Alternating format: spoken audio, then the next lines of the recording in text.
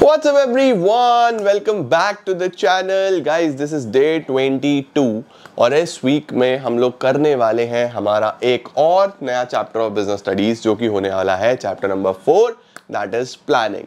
तो it is going to be an amazing chapter. इसको हम कंप्लीट कर देंगे कल ही और आपके 4 chapters of business studies complete हो जाएंगे. तो this is going to be a power packed week और फिर हम लोग आगे बढ़ेंगे, चीजें आगे लेके चलेंगे. तो चलिए जल्दी से शुरू करते हैं और समझते हैं प्लानिंग में क्या है. Let's begin.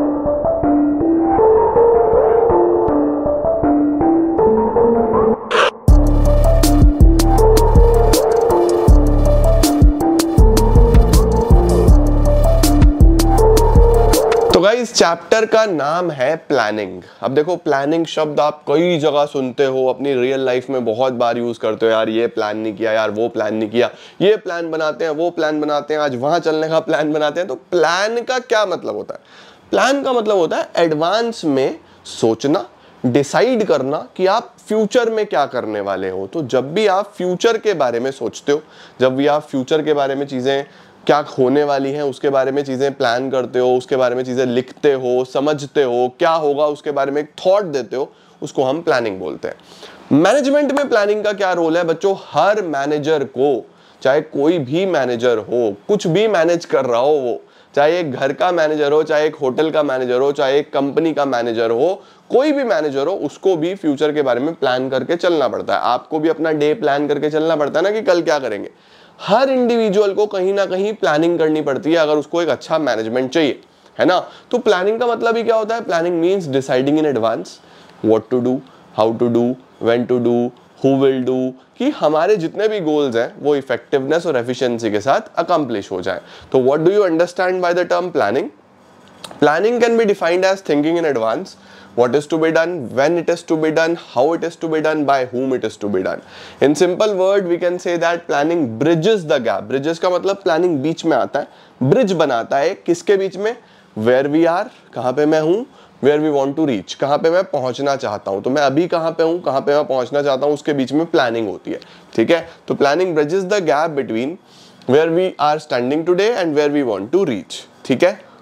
उसके बाद कुछ छोटी छोटी चीजें और लिखी हुई हैं प्लानिंग की, जो कि हम आगे चैप्टर में एग्जैक्ट शब्द पढ़ने वाले हैं. डेफिनेशन के लिए इतना इनफ है. ठीक हो गया जी. तो प्लानिंग का मतलब समझ गए. अब आते हैं बच्चों हमारे पास कैरेक्टरिस्टिक्स ऑफ प्लानिंग. कैरेक्टरिस्टिक्स बोल दो, नेचर बोल दो. तो प्लानिंग के जितने भी कैरेक्टरिस्टिक्स हैं वो मैनेजमेंट के कैरेक्टरिस्टिक्स से बहुत मिलते जुलते हैं. सर इतने मिलते जुलते क्यों हैं? क्योंकि बेटा मैनेजमेंट का पहला फंक्शन है. मैनेजमेंट के 5 फंक्शंस होते हैं. Post DC, POSDC, planning, organising, staffing, directing, controlling. Planning से हम पढ़ना शुरू कर रहे हैं. तो प्लानिंग मैनेजमेंट का पहला फंक्शन है. मैनेजमेंट की शुरुआत ही प्लानिंग से होती है. तो काफी सारी चीजें तो मैनेजमेंट से इसमें सिमिलर होंगी. सबसे पहला कैरेक्टरिस्टिक्स है प्लानिंग कंट्रीब्यूट्स टू ऑब्जेक्टिव्स. इसका मतलब ये है आप जब भी प्लान करना शुरू करते हो तो आप अपने ऑब्जेक्टिव गोल सेटिंग करते हो. देखो, आपको कुछ भी अचीव करना है, पहले आपको अपने माइंड में उसका गोल रखना पड़ेगा कि भैया मुझे एक IAS ऑफिसर बनना है, तो मेरे माइंड में उसका गोल है कि मैं एक IAS ऑफिसर बनूंगा. अब प्लानिंग जब आप करना शुरू करोगे तो आप उसी के लिए रोड मैप बनाओगे, उस हिसाब से पढ़ना शुरू करोगे, उस हिसाब से तैयारी करोगे. तो प्लानिंग हमेशा आपको हेल्प करता है. प्लानिंग शुरू ही कहां से होता है? With the determination of objectives. मेरे गोल्स क्या है ना. जब आप ऑब्जेक्टिव सेट कर लेते हो फिर प्लानिंग में आप मेथड्स डिसाइड करते हो कि कैसे किया जाए, प्रोसीजर्स डिसाइड करते हो, स्टेप्स डिसाइड करते हो किस तरीके से चलना है. तो प्लानिंग आपको हेल्प करता है गोल सेटिंग में, प्लानिंग आपको हेल्प करता है ऑब्जेक्टिव सेट करने में, और प्लानिंग आपको हेल्प करता है ऑब्जेक्टिव्स को अचीव करने में भी. दूसरा क्या है? Planning is the primary function of management. 5 functions हैं, मैंने आपको बता ही दिए. पोस्ट डीसी, लेकिन शुरुआत कहां से होती है? प्लानिंग से. तो पहला फंक्शन कौन सा है? प्लानिंग है. सिंपल. उसके बाद guys planning is pervasive. Sir pervasive का क्या मतलब है? परवेसिव का मतलब सिंपल है. फिर से, कैसा भी ऑर्गेनाइजेशन हो, कोई भी ऑर्गेनाइजेशन हो, छोटा बड़ा, school college, profit making, non profit making, charitable, कुछ भी है, यूनिवर्सल है प्लानिंग. प्लानिंग सबको चाहिए, प्लानिंग सब करते हैं. तो planning is pervasive, required at all the levels, all types of organisations. It is futuristic. Planning हमेशा फ्यूचर के बारे में होती है, प्रेजेंट की कोई प्लानिंग नहीं करता. आज तो हम जी ही रहे हैं. प्लानिंग आने वाले पल के बारे में है, आने वाले समय के बारे में है. तो प्लानिंग का नेचर क्या है? It is futuristic. तो planning always means looking ahead and planning is a futuristic function. ठीक है. उसके बाद प्लानिंग इज कॉन्टिन्यूस. कॉन्टिन्यूस का मतलब है बेटा कभी भी प्लानिंग खत्म नहीं हो सकती। हाँ टाइसन, कहाँ जाना है आपने? बाहर जाना है, जाओ। पढ़ा लूँ मैं, जाओ। Planning is futuristic. उसके बाद आता है हमारे पास प्लानिंग इज कॉन्टिन्यूस। कॉन्टिन्यूस का क्या मतलब होता है? कॉन्टिन्यूस का मतलब होता है इट इज नेवर एंडिंग, कभी खत्म नहीं होगी। देखो आप जीवन में एक बड़े हो रहे हो, हर दिन बड़े हो रहे हो। पहले दिन से जब से आपको समझ आई है आप कुछ ना कुछ लेने के लिए, कुछ ना कुछ अचीव करने के लिए, कुछ ना कुछ कल ये करूंगा, कल ये करूंगी, कल ये होगा, प्लान करते आ रहे हो ना। इसी तरीके से बिजनेस में, इसी तरीके से मैनेजमेंट में कभी खत्म नहीं होगी planning. It is a continuous process, it is a never ending process, चलता रहेगा चलता रहेगा चलता रहेगा। देखो लिखा हुआ है planning is a never ending process और it is a continuous process. अगला आ गया प्लानिंग इन्वॉल्व्स डिसीजन मेकिंग। जब भी आप प्लान करते हो बेटा तो कोई ना कोई गोल होता है ना। जैसे मैंने बोला कि सर समर वेकेशंस हैं, मैं भी वेकेशंस पे जा रहा हूँ अब, थर्सडे फ्राइडे सैटरडे संडे 4 दिन में नहीं हूँ, अवेलेबल नहीं हूँ मैं। तो अगर मैं वेकेशंस पे जा रहा हूँ तो मेरे प्लान्स हैं, अब मैं जहाँ पे छुट्टी में जाना चाहता हूँ वहाँ तक जाने के कई तरीके से, प्लेन भी जाता है, ट्रेन भी जाती है, कार से भी जा सकता हूँ, बाइक से भी जा सकता हूँ, पैदल भी जा सकता हूँ, बहुत सारे तरीके हैं वहाँ तक पहुँचने के, ठीक है। लेकिन मुझे अब प्लानिंग करनी है तो मैं अपना बजट देखूंगा, मैं अपना टाइम देखूंगा, मैं अकॉर्डिंगली डिसाइड करूंगा कि मैं किसके थ्रू जाऊंगा। अगर आपको प्रॉफिट बनाना है सिमिलरली एक ऑर्गेनाइजेशन में, तो प्रॉफिट कैसे बनेगा? सेल बढ़ाने से।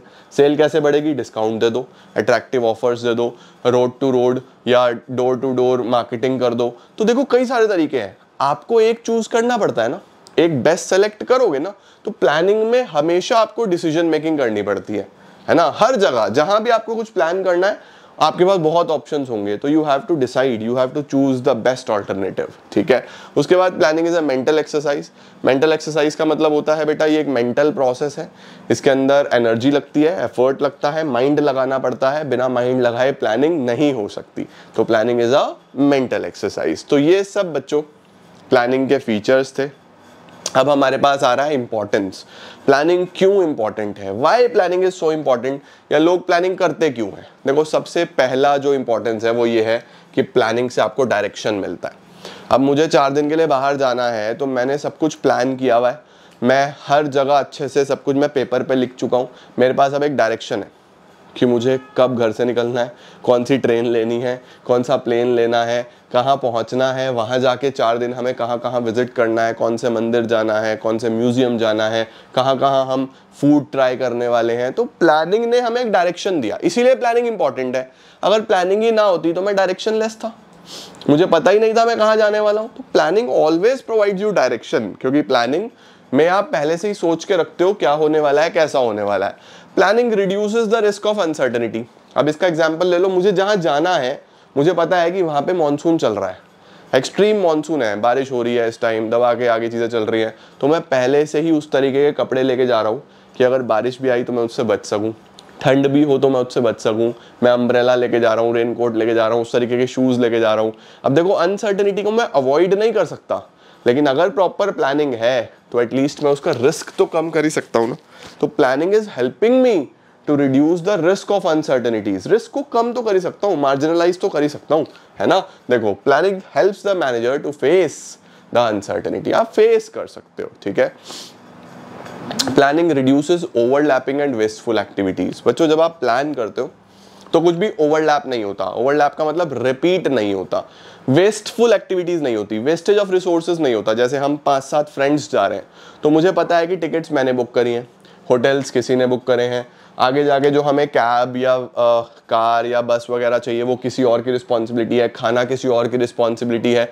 तो हमने काम को आसानी से डिवाइड किया हुआ है, सब प्लान किया हुआ है, तो कहीं पे भी हमारा कोई पैसा वेस्ट नहीं हो रहा, कोई भी काम रिपीट नहीं हो रहा। तो अगर आपने सब अच्छे से प्लान किया हुआ है तो आप देखोगे आपका ओवरलैपिंग नहीं होगा। ओवरलैपिंग का मतलब कोई भी 2 इंसान एक जैसा काम नहीं करेंगे, वेस्टेज नहीं होगा रिसोर्सेज का।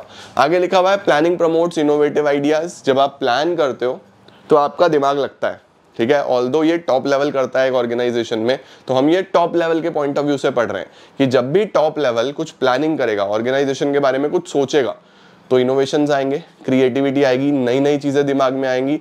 हाँ, मिडल और लोअर लेवल की क्रिएटिविटी खत्म हो रही है, वो हम लिमिटेशन में पढ़ेंगे। क्यों? क्योंकि मिडल और लोअर लेवल को तो बस फॉलो करना है जैसा टॉप लेवल ने बताया, लेकिन टॉप लेवल के पास तो मौका है कि वो इनोवेटिव हो, कुछ नया लेके आए, कुछ अलग करें दुनिया से, ताकि उनका प्रोडक्ट अच्छा चले, कंपनी आगे बढ़े। तो प्लानिंग हमेशा एक इनोवेटिव आइडियाज को प्रमोट करती है। उसके बाद प्लानिंग फैसिलिटेट्स डिसीजन मेकिंग, ये ऊपर भी आया था बेटा। जब भी मैनेजर्स प्लान करते हैं तो उनको डिसीजंस लेने पड़ते हैं। तो जब आप अच्छी प्लानिंग करते हो तो आप सबके प्रोज एंड कॉन्स चेक करते हो, अच्छे से इवैल्यूएशन करते हो ऑल्टरनेटिव्स का, ऑप्शंस का, तो फिर वहाँ पे आपके पास अच्छा डिसीजन लेने के चांसेस ज़्यादा होते हैं। वहीं अगर आप अर्जेंसी में जल्दी में बिना कुछ सोचे डिसीजन लेते हो तो वहाँ डिसीजन गलत हो सकता है। तो प्लानिंग आपको हेल्प करता है टू टेक गुड डिसीजंस। ठीक है। Planning establishes standards for controlling. Sir इसका क्या मतलब है? देखो बच्चों, इसका मतलब ये है, controlling last function of management होता है। कंट्रोलिंग का मतलब क्या होता था? ये चेक करना कि जो मैंने सोचा था उसके अनुसार काम हुआ है या नहीं हुआ है। क्या मतलब है कंट्रोलिंग का?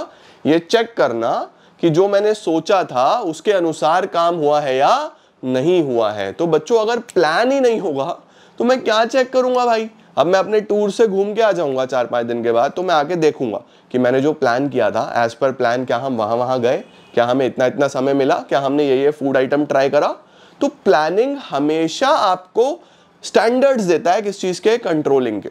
यानी आप प्लानिंग एक बेस ले सकते हो कि हाँ जब आप कंट्रोलिंग करोगे तो इस बेस से कंपेयर करूंगा कि सब ठीक है या नहीं है। तो planning always establishes standards for controlling. ठीक हो गया। अब आ रहा है बच्चों हमारे पास आज का अंतिम टॉपिक। आज हम यही लास्ट पढ़ेंगे और अगले क्लास में खत्म करेंगे इसको। Limitations of planning. Sir what are the limitations of planning? क्या प्लानिंग करने के बावजूद भी कुछ चीजें रह जाती हैं, या इतना सब हमने पढ़ा प्लानिंग क्यों जरूरी है ये पढ़ा? क्या प्लानिंग में भी कोई कमियां होती हैं? बिल्कुल होती हैं, डेफिनेटली हर चीज में कमी होती है। कोई भी 100% फिट नहीं है, यू हैव टू एडजस्ट, है ना। कोई 100% एक्यूरेट, कोई 100% सही नहीं होता, राइट। सब में कमियां होती हैं। तो यहाँ पे क्या देखो, planning leads to rigidity. Rigidity का क्या मतलब है? अब रिजिडिटी का मतलब है कि भैया हमने सपोज करो अपनी ट्रेन की टिकट्स कर दी, जहां भी मुझे जाना है ट्रेन की टिकट्स कर दी। अब एक फ्रेंड बोल रहा है यार प्लेन से चलते, समय कम है, ट्रेन में हमारा बहुत सारा टाइम वेस्ट हो जाएगा। बात तो सही बोल रहा है वो, क्योंकि टाइम कम है, हम लोग को छुट्टी तो मिलती नहीं है, पूरे साल पढ़ाते हैं। लेकिन अब क्योंकि हम टिकट्स कर चुके हैं तो रिजिडिटी आ गई। रिजिडिटी का मतलब स्थिरता आ गई, यानी हम फ्लेक्सिबल नहीं है, हम उसको बदल नहीं सकते। एक बार हमने टिकट्स कर दी है भी नॉन रिफंडेबल, तो नुकसान होगा, या तो भैया नुकसान झेलो। नुकसान नहीं झेलना चाहते तो रिजिडिटी आ गई ना।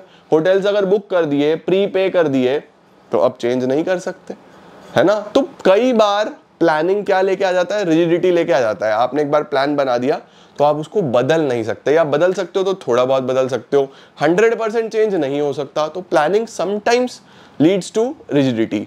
उसके बाद प्लानिंग में not work in a dynamic environment. बच्चों देखो बिजनेस एनवायरनमेंट एक्सट्रीमली डायनामिक है, रोज बदल रहा है, रोज कुछ ना कुछ बदल रहा है। अब देखो सपोज मैंने अगले 3 महीने के लिए अपने बिजनेस प्लान बनाया कि भैया इतना रेवेन्यू होना चाहिए, इतना हम खर्चे करेंगे, ये हमारा प्रॉफिट होगा, इतना टैक्स देंगे, ये हमारा प्रॉफिट आफ्टर टैक्स होगा। 3 महीने का बजट बना दिया, ठीक है।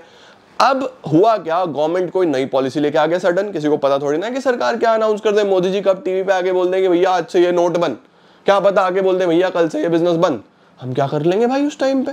तो मुझे बताओ क्या मेरी प्लानिंग एकदम फेल हो जाएगी या नहीं हो जाएगी? क्योंकि business environment is very dynamic. आप पढ़ के आए हो चैप्टर नंबर 3, कहीं पे कुछ भी बदलता है भाई, रातों रात चीजें चेंज होती हैं। तो अगर ऐसा हो गया तो क्या मेरा प्लानिंग काम करेगा? सर शायद कर जाए, शायद ना करे। इसीलिए यहाँ पे वर्ड यूज हुआ है मे, कि हो भी सकता है नहीं भी। तो प्लानिंग में not work in a dynamic environment, since dynamic environment है भैया, बदल रहा है, रोज चेंज हो रहा है, कुछ ना कुछ नया आ रहा है ना। आगे लिखा है इट रिड्यूसेस क्रिएटिविटी। सर पीछे तो लिखा था प्लानिंग प्रमोट्स इनोवेटिव आइडियाज, अब बोल रहे हो रिड्यूसेस क्रिएटिविटी। बच्चों तब तारीफ करनी थी, टॉप लेवल के पॉइंट ऑफ व्यू से पॉइंट बना दिया कि प्लानिंग से इनोवेशन आते हैं, नई चीजें आती हैं। यहाँ कमी निकालनी है, वही वाली बात है। मेरे पास पेरेंट्स आते हैं, सर हमारा बच्चा होशियार तो बहुत है लेकिन नालायक पढ़ता नहीं है। जब तारीफ करनी थी तारीफ कर दी, सर बहुत स्मार्ट है, बहुत होशियार है, बहुत IQ तेज है, एकदम पकड़ लेता है चीज़ों को, बट होमवर्क नहीं करता, घर पे किताब नहीं उठाता। कमी निकालनी थी, कमी निकाल दी। यहाँ भी वही बात है, कमी निकालनी है, लिमिटेशन बताने हैं। तो प्लानिंग रिड्यूसेस क्रिएटिविटी। किसकी क्रिएटिविटी? जो प्लान नहीं बना रहा। मैनेजमेंट का पार्ट तो मिडिल लेवल भी है, मैनेजमेंट का पार्ट तो लोअर लेवल भी है, उनको बोलने का मौका ही नहीं है। जो टॉप लेवल ने प्लान बनाया, आपको उसको एग्जीक्यूट करवाना है, आपको उसको फॉलो करना है। तो प्लानिंग क्या रिड्यूस करेगा? क्रिएटिविटी रिड्यूस कर देगा, ठीक है। उसके बाद planning involves huge cost. Sir cost कैसा? प्लानिंग में क्या खर्चा आना? सर पेज पे बैठ के प्लान कर लो, नहीं, हमारे जैसा प्लान नहीं है ना कि चलो घूमने चलें। यहाँ पे हम बिजनेस की बात कर रहे हैं, यहाँ पे हम मैनेजमेंट की बात कर रहे हैं। बेटा एक कंपनी कोई और कंपनी को खरीदने की सोच रही है, 200-400 करोड़ की डील है, वहां तो सब कुछ प्रॉपरली प्लान करना पड़ेगा, सोचना पड़ेगा, समझना पड़ेगा। अब ये काम एक आम आदमी के बस की बात तो है नहीं। तो फिर हम किसको हायर करते हैं? प्रोफेशनल्स को हायर करते हैं, कंसल्टेंट्स को हायर करते हैं। कंसल्टेंसी कंपनीज हैं बड़ी बड़ी जो आपको हेल्प करती हैं ऐसी डिसीजन मेकिंग में। अब वो फ्री में तो नहीं करेंगी, वो तो चार्ज करेंगी अच्छा पैसा। तो जब इतना पैसा लगेगा तो प्लानिंग में खर्चा तो आएगा, क्योंकि एक्सपर्ट्स के द्वारा करवा रहे हो। तो प्लानिंग इन्वॉल्व्स ह्यूज कॉस्ट। देखो क्या लिखा है, planning process involves a lot of cost because it is an intellectual process and companies need to hire professionals. उसके बाद planning is a time consuming process.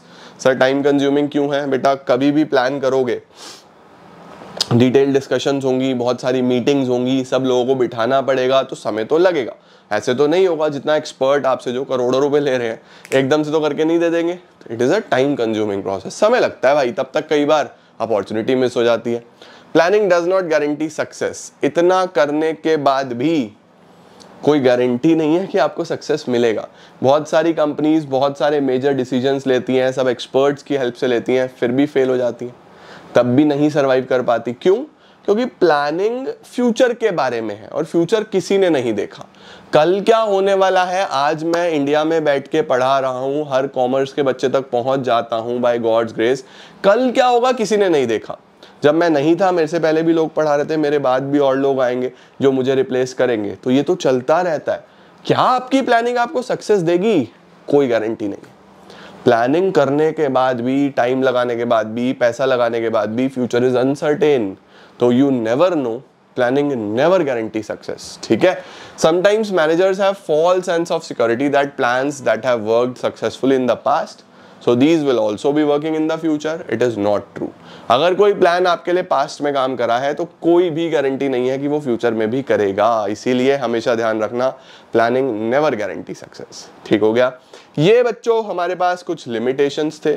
Planning process के साथ हम लोग शुरुआत करेंगे अगली क्लास में और चैप्टर को लेके जाएंगे एंडिंग की तरफ। I am very much hopeful कि आप लोगों को अच्छे तरीके से प्लानिंग पूरा का पूरा अभी तक का समझ में आया। जो भी बुक्स आप फॉलो कर रहे हो वो उठा लो, एनसीईआरटी वाले एनसीईआरटीज उठा लो, एक बार रीडिंग लगा लो, meaning, characteristics, importance and limitations. 4 topic खत्म करो। कल प्रोसेस और टाइप्स ऑफ प्लान्स, 2 टॉपिक बचे हैं, खत्म करेंगे, चैप्टर समाप्त। Alright, thank you so very much guys for joining in.